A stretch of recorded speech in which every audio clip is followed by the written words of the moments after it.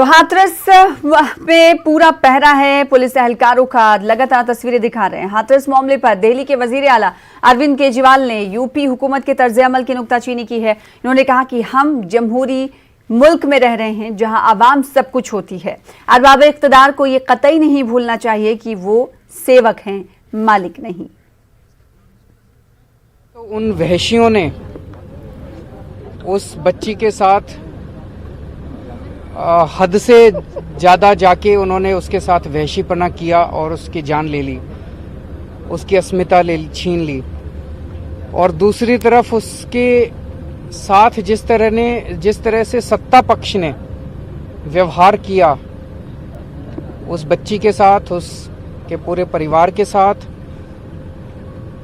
हिंदू धर्म में हम लोग कहते हैं, हमारे यहाँ रात को कभी भी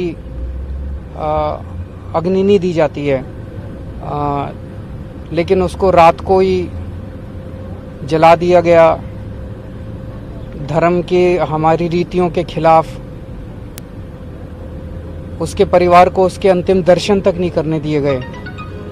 उसके परिवार से बच्ची को छीन लिया गया। जिस तरह से एक तरफ तो उन वहशियों ने उसका बलात्कार किया, लेकिन जिस तरह से सत्ता पक्ष ने उसके पूरे परिवार को और उस बच्ची के साथ व्यवहार किया, वो अच्छी बात नहीं है। हम जनतंत्र में रहते हैं और सत्ता में रहने वाले लोगों को ये भूलना नहीं चाहिए कि वो इस देश के मालिक नहीं है, वो जनता के सेवक हैं।